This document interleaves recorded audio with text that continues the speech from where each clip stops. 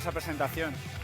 Y muchas gracias por venir hoy y dejarme que os hable de lo que es mi pasión, la investigación interdisciplinar, que es verdad que habla mucho de derecho, pero también habla de cómo otras disciplinas pueden ayudar a complementar lo que sabemos y, sobre todo, cómo funcionan y entender y mejorar las instituciones judiciales. En este caso, concretamente, vengo a hablaros de la justicia. La justicia que, como sabéis, es fundamental para la protección de vuestros derechos. Y preocuparnos por su buen gobierno es fundamental. Os preguntaréis, ¿realmente es algo tan preocupante? Y aquí es donde os voy a dar el primer dato. Pues sí, como podemos ver, en el caso de España, por ejemplo, la justicia española no pasa del aprobado.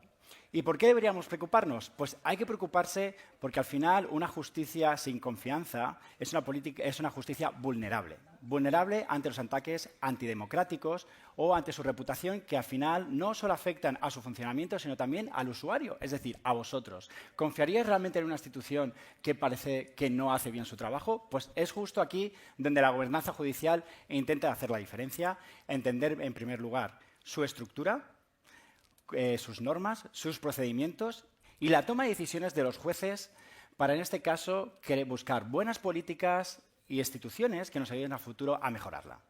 En este sentido, la mejora de la eficiencia, transparencia, independencia judicial, al final puede tener un impacto muy importante en generar nueva confianza para los ciudadanos. En este sentido, ¿cuál es la ventaja de una investigación interdisciplinar? Que es donde me gustaría llevaros. Pues tiene la ventaja de complementar todo aquello que, por ejemplo, una disciplina única no puede explicar. En el caso del derecho, tener en cuenta que se rige por la aplicación de normas. Esas normas muchas veces crean mucha disparidad y no podemos entender por qué ocurren. En ese caso, otros tipos de marcos teóricos, de explicaciones de la realidad, nos pueden ayudar. En el caso concreto de mi investigación, yo lo que hago es aplicar modelos de la politología e intento ver cómo en aquellos casos donde el derecho no es capaz de explicar el comportamiento de los jueces, a lo mejor la política puede hacerlo. Y para eso os voy a dar un ejemplo muy interesante. Pero antes me gustaría hablaros de qué supone la investigación interdisciplinar. Pues no supone demasiado. Supone mucha motivación, mucha curiosidad y el nunca quedarse con la primera respuesta y la fácil. Supone muchos retos de curiosidad, de querer viajar donde el conocimiento se está desarrollando, es decir, de oxigenar ideas. Oxigenarlas viajando, conociendo otros lugares y otros investigadores y, sobre todo, con la colaboración entre distintas disciplinas. Pues bueno, voy a intentar convenceros con un ejemplo que está relacionado con mi propia investigación. En este caso, lo que me interesa mucho es la eficiencia en la aplicación del derecho europeo. Toda esa legislación que viene de Europa, al fin y al cabo, genera derechos que tienen que ser respetados y aplicados a nivel nacional. Pues en este caso, los tribunales son el último recurso cada vez que penséis que no se ha hecho bien. Y claro, una manera que tienen de lidiar con casos complicados es a través de preguntas al Tribunal de Justicia de la Unión Europea. Cada vez que alguien no sabe cómo hacerlo, que tiene una duda en su aplicación o una dificultad, siempre pueden mirar a ese tribunal y lanzar una pregunta para ver cómo deben hacerlo y aplicar esa legislación a nivel nacional. Acorde a las normas de derechos, deberíamos esperar que todos los jueces que tengan una duda deberían aplicar el derecho europeo y, en este caso, mirar al tribunal. ¿Pero es este siempre el caso? Y ahí es donde, por ejemplo, hay otras explicaciones que intentan ofrecer razonamientos alternativos, como la politología. En este caso, lo que suelen decir es, oye, pues cuando hay una autoridad última que realmente acumula todo el poder, es susceptible de que muchas veces les haga competición, ¿no? Pues en ese caso, la competición muchas veces viene por tribunales nacionales, como el Tribunal Constitucional o el Tribunal Supremo, que a veces tienen la última palabra también a la hora de aplicar el derecho europeo a nivel nacional. Claro, esta competición, en algún sentido, puede afectar esta eficiencia, porque al final podemos obtener algún resultado no esperado, que es la aplicación no uniforme del derecho europeo, que es lo que realmente nos interesa. Es decir, una aplicación igualitaria que no cree diferencias entre ciudadanos. ¿Cómo lo hemos comprobado? Y aquí os voy a dar un pequeño ejemplo para que lo veáis. Es a través de experimentos. Y aquí es donde todo se vuelve muy emocionante, porque ser interdisciplinar también significa traer otras metodologías más allá de la lectura de sentencias judiciales.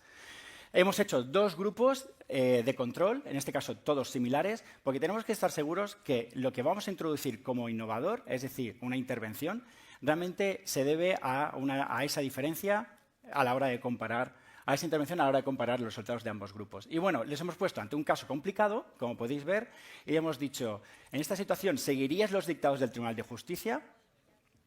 Y ante este caso similar, los jueces tienen que decidir si aplican o no. Luego hay un grupo experimental a los cuales les hemos puesto el mismo caso, pero en este caso una decisión del Tribunal Constitucional diciendo que a lo mejor no es recomendable aplicar el derecho europeo porque contraviene las normas nacionales. Es decir, hay una vulneración y en este caso deberían preocuparse por cómo se desarrolla el derecho europeo a nivel nacional.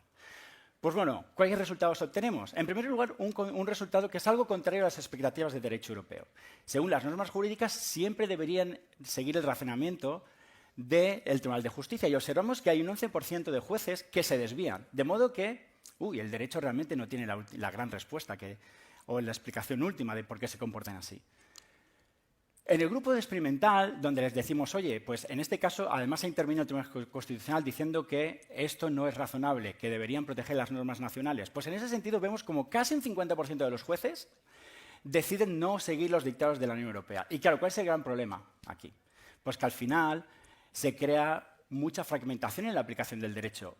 Ante estas contradicciones de señales o de niveles niveles de opinión entre distintos tribunales, lo que ocurre es que crean más disparidad y no aumentamos esa eficiencia, que lo que intenta es crear más uniformidad en la aplicación del derecho. Es decir, que haya equidad y aplicación igualitaria.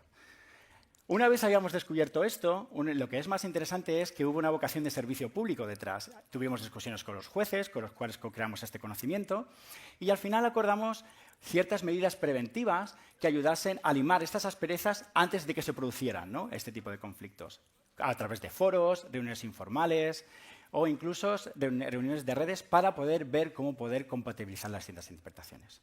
Bueno, pues esto es un ejemplo de cómo hacer o regular el buen gobierno. Y esto se contrapone, y aquí simplemente esto es una llamada de atención, a lo que hoy día es un diseño diferente.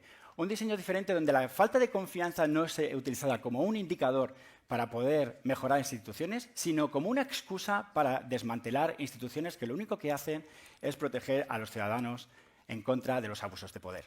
Así que quisiera acabar con un llamamiento a todos vosotros para haceros entender que la innovación y el futuro en las instituciones judiciales no va a venir sola, sino que va a venir de esa combinación de ideas, disciplinas, métodos y, sobre todo, personas que podéis ser vosotros para la mejora de esas instituciones.